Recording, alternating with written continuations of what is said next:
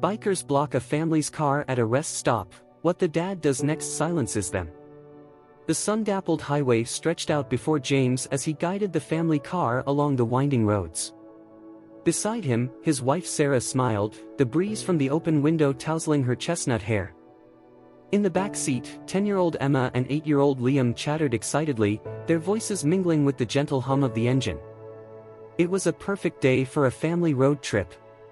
As the miles rolled by, the scenery transformed from bustling city streets to serene countryside. Emerald fields and towering trees replaced skyscrapers and traffic lights. James felt the tension of his former life as a military strategist slowly dissolve, replaced by a profound sense of peace and contentment. "Look, there's a rest stop up ahead," Sarah pointed out. "Why don't we take a break? The kids could use a chance to stretch their legs." James nodded in agreement, guiding the car into the rest area. It was a picturesque spot with well-manicured lawns, shady trees, and a quaint picnic area. A few other vehicles were parked nearby, their occupants enjoying the tranquil surroundings. As the family stepped out of the car, Emma and Liam raced towards the grassy area, their laughter echoing through the air. Sarah walked over to the vending machines to grab some refreshments while James took a moment to appreciate the peaceful atmosphere. The sweet scent of wildflowers mixed with the earthy aroma of the nearby forest, creating a soothing fragrance that seemed to wash away the cares of the world. The tranquility of the moment was shattered by the sudden roar of engines. James turned to see a gang of bikers thundering into the rest stop, their motorcycles gleaming in the sunlight. They rode in a tight formation, their presence both intimidating and attention-seeking. As they parked their bikes, deliberately blocking several vehicles including the family's car, James felt a sense of unease settle over him. The leader of the gang, a towering man with a shaved head and a face etched with scars, dismounted his motorcycle with a smirk. He surveyed the rest area like a king surveying his kingdom, his eyes settling on James and his family. The other bikers followed suit, their leather jackets adorned with menacing patches and their expressions ranging from amused to outright hostile. Sarah gathered Emma and Liam close to her, instinctively shielding them from the bikers' leering gazes. James stepped forward, his posture relaxed but alert, his sharp eyes assessing the situation with the keen intellect of a seasoned strategist. "Looks like we've got some company," the leader said, his voice dripping with sarcasm. He sauntered over to James, his heavy boots crunching on the gravel. "This is our turf now. You'd best be moving along." James met the leader's gaze evenly, refusing to be intimidated. "We were just leaving," he said calmly. "If you could move your motorcycles, we'll be on our way." The leader threw back his head and laughed, a harsh, grating sound that sent chills down Sarah's spine. "Did you hear that, boys? The family man wants us to move our bikes. Isn't that just precious?" The other bikers joined in the laughter, their mocking voices filling the air. One of them, a wiry man with a snake tattoo coiling up his neck, deliberately knocked over the coffee cup Sarah had set on the hood of the car, sending the dark liquid splashing to the ground. Emma whimpered, pressing closer to her mother's side. Liam's lower lip trembled, but he stood his ground, his small hands balled into fists. James remained outwardly calm, but inside, a quiet anger began to simmer. The leader of the bikers, known only as Razor, fixed James with a calculating stare. He could sense something different about this man, something that set him apart from the usual victims of their intimidation tactics. There was a quiet strength in James's eyes, a depth of experience and resolve that Razor hadn't encountered before. "You've got guts, I'll give you that," Razor said, his tone a mixture of grudging respect and menace. "But guts won't get you out of this situation. See, we own this space now. And we don't take kindly to people who don't show proper respect." James stood his ground, his voice even and controlled. "Respect is earned, not demanded. We have no quarrel with you. Let us leave in peace." Razor's eyes narrowed. He wasn't used to being challenged, especially not by someone who appeared to be an ordinary family man. He took a step closer to James, his massive frame looming over him. "I've got a better idea," Razor said, a cruel smile playing at the corners of his mouth. "How about we have ourselves a little contest? A test of strength and will. You win, we move our bikes and let you go on your merry way. I win, and you and your pretty little family learn what happens when you cross the vipers. James's mind raced, analyzing the situation from every angle. He knew that engaging with the bikers was risky, but he also knew that backing down would only embolden them further. And with his family's safety on the line, retreat was not an option. I accept your challenge, James said, his voice calm and measured. But I have one condition. When I win, you and your gang will leave this rest stop and never return. Razor threw back his head and laughed, the sound echoing off the surrounding trees. When you win? Oh, that's rich. You've got no idea who you're dealing with, do you? James met Razor's gaze steadily. No, I don't. But I know who I am. And I know what I'm capable of. The bikers formed a loose circle around James and Razor, their faces a mix of anticipation and bloodlust. They had seen their leader dominate countless opponents before, and they had no doubt that this time would be no different. Sarah clutched Emma and Liam tightly to her, her heart pounding in her chest. She had always known that her husband was a man of deep strength and conviction, but never had she seen him face a challenge quite like this. James and Razor stood facing each other, the air between them crackling with tension. Razor cracked his knuckles, a menacing grin spreading across his face. Last chance to back out, he taunted. James remained silent, his eyes locked on Razor's. He knew that the key to victory lay not in brute strength, but in strategy and precision. He had faced far greater threats than a gang of bikers in his time as a military strategist, and he drew upon that experience now, his mind clear and focused. Razor charged forward, his fists raised, his face contorted in a snarl. James sidestepped neatly, using Razor's own momentum against him. With a swift, controlled movement, he sent the biker leader crashing to the ground, the impact reverberating through the rest stop. The other bikers stared in stunned silence as their leader lay sprawled on the gravel, his expression a mix of shock and rage. James stood over him, his posture relaxed but alert, ready for any further aggression. But Razor didn't get up. He lay there, his chest heaving, his eyes filled with a grudging respect. You win, he said, his voice low and hoarse. James extended a hand to Razor, helping him to his feet. It's not about winning or losing, he said quietly. It's about choosing to be better than our base instincts. It's about rising above violence and intimidation and finding a way to coexist in peace. Razor stared at James for a long moment, something shifting in his eyes. Then, slowly, he nodded. Move the bikes, he ordered his men, his voice carrying a new note of authority. We're leaving. As the bikers mounted their motorcycles and rode off, James turned to his family, gathering them into his arms. Are you all right? He asked, his voice soft with concern. Sarah nodded, tears of relief streaming down her face. We're fine, she whispered. Thanks to you. Emma and Liam clung to their father, their eyes wide with awe and admiration. They had always known that their dad was a hero, but never had they seen him demonstrate his strength and courage so vividly.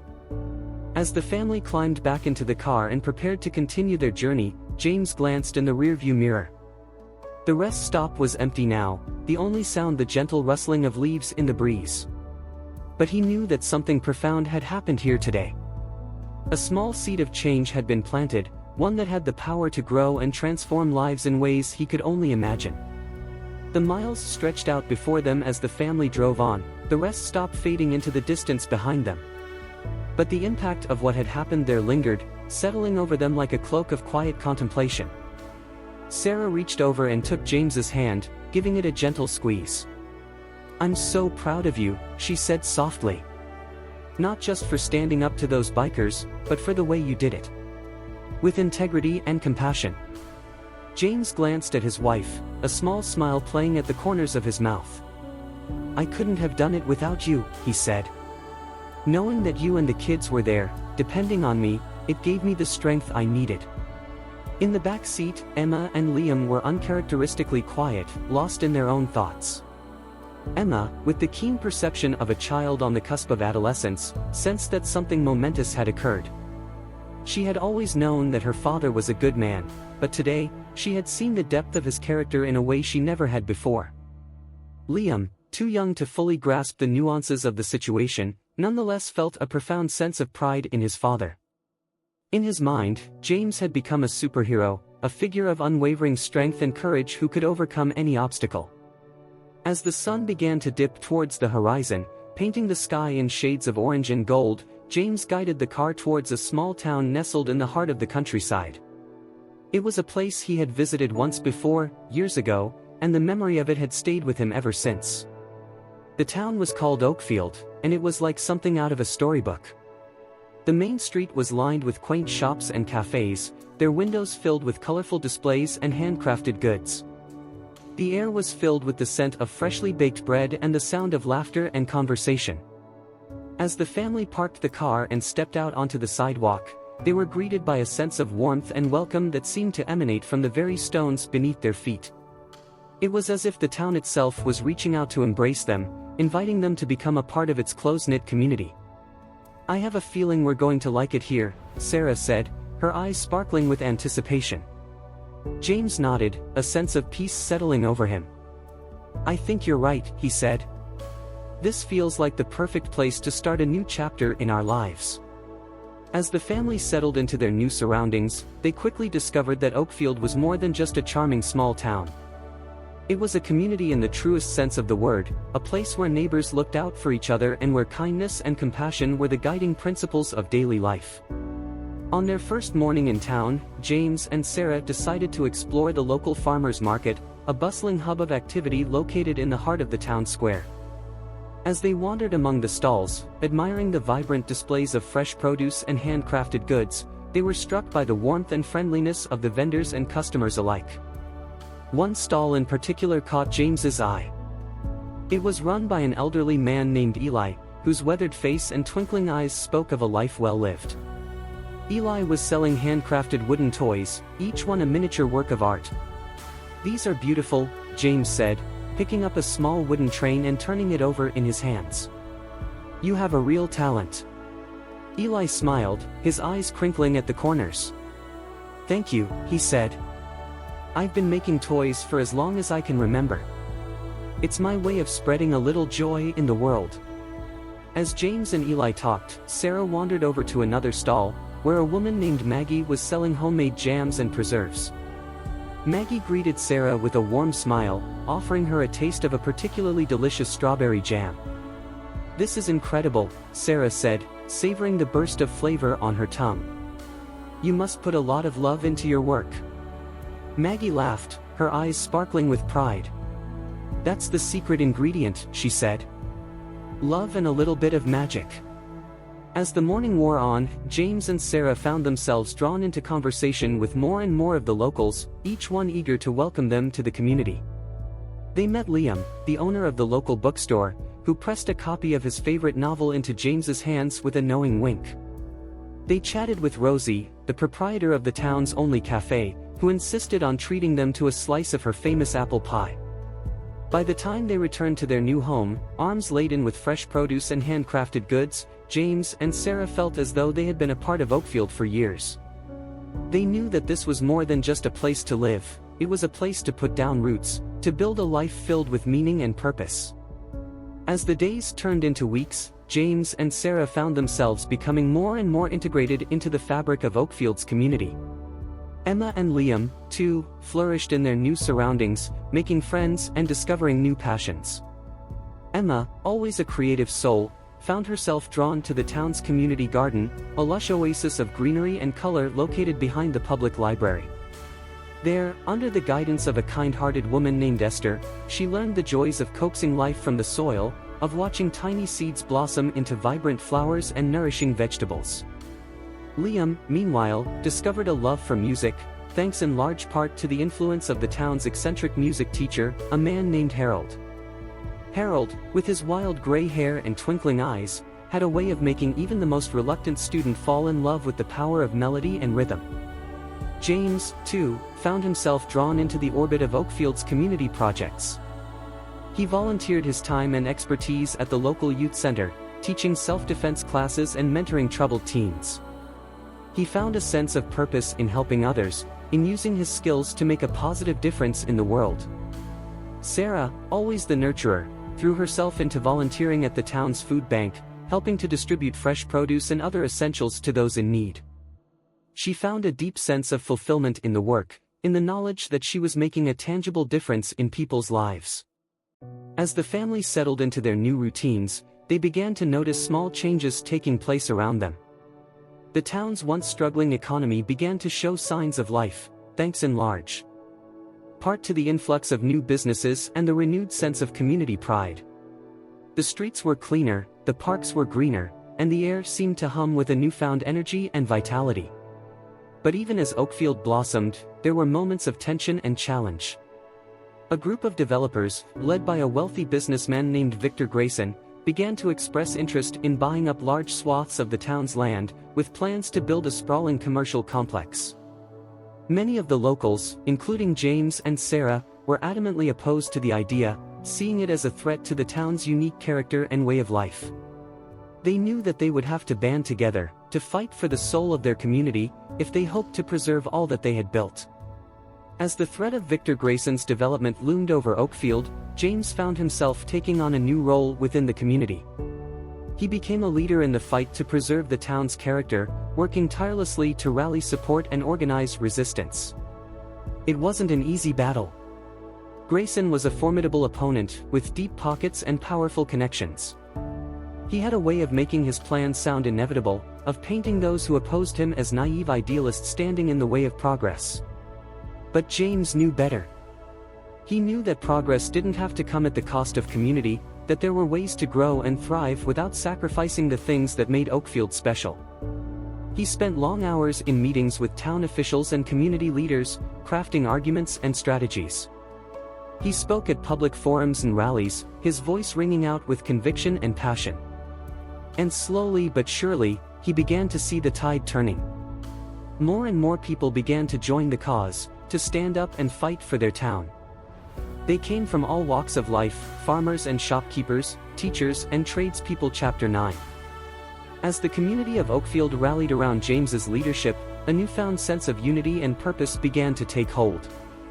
Neighbors who had once been strangers became friends, bonded by their shared love for their town and their determination to protect it. Esther, the kind-hearted woman who ran the community garden, organized a series of potluck dinners, where people from all corners of Oakfield came together to break bread and share their stories. Over plates of homemade casseroles and fresh-baked bread, they talked about their hopes and dreams for the future, about the things that mattered most to them. Harold, the eccentric music teacher, composed a stirring ballad about the town's struggle, a song that quickly became an anthem of resistance. Whenever the community gathered, whether it was for a town hall meeting or a peaceful protest, the strains of Harold's song could be heard rising up into the air, a melodic reminder of all that they were fighting for. Even the children of Oakfield found ways to contribute to the cause. Emma and her friends from the community garden organized a seed-selling fundraiser, using the proceeds to support the town's legal battle against Victor Grayson. Liam and his classmates put on a benefit concert, their youthful voices and enthusiastic performances bringing tears to the eyes of all who watched. Through it all, James and Sarah remained at the heart of the movement, their quiet strength and unwavering commitment an inspiration to all who knew them. They knew that the road ahead would be long and difficult, that there would be setbacks and challenges along the way. But they also knew that they were not alone, that they had the support and love of an entire community behind them. As the battle against Victor Grayson's development plans intensified, tensions within Oakfield began to rise. Some members of the community, worried about the potential economic impact of the fight, began to express doubts and concerns. James found himself spending more and more time in meetings and strategy sessions, trying to keep the community united and focused on their shared goal. He knew that they couldn't afford to let themselves be divided, that they needed to stand together if they hoped to prevail. But even as he worked tirelessly to keep the movement on track, James couldn't help but feel the weight of responsibility bearing down on him. He worried about letting the community down, about failing to protect the town he had come to love so deeply. One evening, after a particularly difficult meeting, James found himself walking alone through the streets of Oakfield, lost in thought. As he passed by the community garden, he was surprised to see Eli, the elderly toymaker, sitting on a bench, whittling away at a small piece of wood. "Evening, James," Eli said, looking up with a smile. "You look like a man with a lot on his mind." James sat down beside Eli with a sigh. "I just keep wondering if I'm doing the right thing," he said. "If I'm leading the town down the right path. What if I'm wrong? What if I'm just making things worse?" Eli set down his whittling and turned to face James, his eyes wise and knowing. "Let me tell you a story," he said. "When I was a young man, not much older than you, I found myself in a similar situation. Our town was facing a crisis, and I had to make a choice. I could either stand up and fight for what I believed in, or I could sit back and let things happen. I chose to fight." He paused, lost in memory for a moment. "It wasn't easy," he continued. "There were times when I doubted myself, when I wondered if I was doing more harm than good. But in the end, I knew that I had to follow my heart, that I had to do what I believed was right. And you know what? We won. We saved our town, just like you're going to save Oakfield." James felt a lump form in his throat, touched by Eli's words. "Thank you," he said softly. "I needed to hear that." Eli clapped him on the shoulder, his grip strong and reassuring. "You've got this, James," he said. "You've got the strength, the courage, and the heart to see this through. And you've got all of us behind you, every step of the way." As James walked home that night, he felt a renewed sense of purpose and determination. He knew that the road ahead would be difficult, but he also knew that he was not alone. With the support of his family and the love of his community, he would find a way to lead Oakfield to a brighter future. As the weeks passed, the fight against Victor Grayson's development plans reached a fevered pitch. The town was abuzz with activity, with rallies and meetings taking place on a near-daily basis. James found himself at the center of it all, working tirelessly to coordinate the community's efforts and keep everyone focused on their shared goal. He spent long hours poring over legal documents and zoning regulations, looking for any weakness in Grayson's plans that they could exploit. But even as he threw himself into the fight, James couldn't shake the feeling that something was missing. He realized that he had been so focused on the external battle, on winning the war against Grayson, that he had lost sight of the deeper purpose behind it all. One evening, as he sat at the kitchen table, surrounded by stacks of papers and empty coffee cups, Sarah came up behind him and wrapped her arms around his shoulders. "You're working too hard," she said softly, pressing a kiss to his temple. James sighed, leaning back into her embrace. "I just want to make sure we're doing everything we can," he said. "I don't want to let the town down." Sarah came around to sit beside him, taking his hand in hers. "You could never let us down," she said. "You've already done so much, just by being who you are. By showing us what it means to stand up for what you believe in, to fight for the things that matter." James felt a sudden rush of emotion, a lump forming in his throat. He realized that Sarah was right, that the true victory wasn't in winning the battle against Grayson, but in the way that the community had come together, in the bonds of love and support that had been forged in the process. He thought of all the people who had stood beside him, who had given their time and energy and hearts to the cause. He thought of Esther and her potluck dinners, of Harold and his stirring ballads, of Eli and his wise words of encouragement. And he realized that this was what truly mattered, this sense of connection and purpose that had brought them all together. This was the real magic of Oakfield, the thing that made it more than just a town, but a true community in every sense of the word.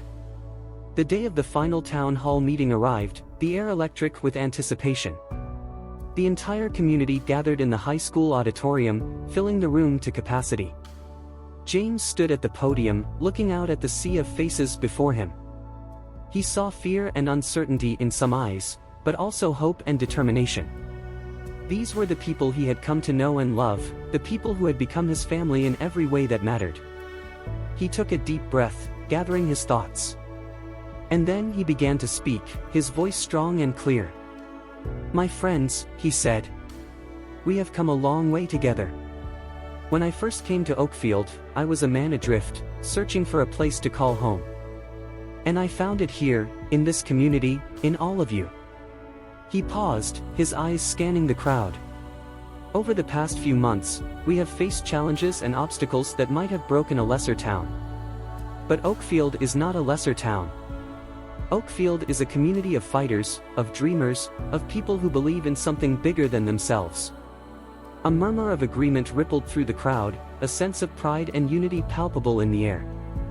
"And that is why we will win," James continued.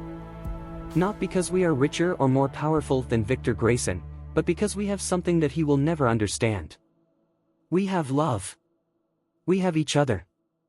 As he spoke, James felt a swell of emotion rising up within him, a sense of gratitude and awe at the incredible community he had become a part of.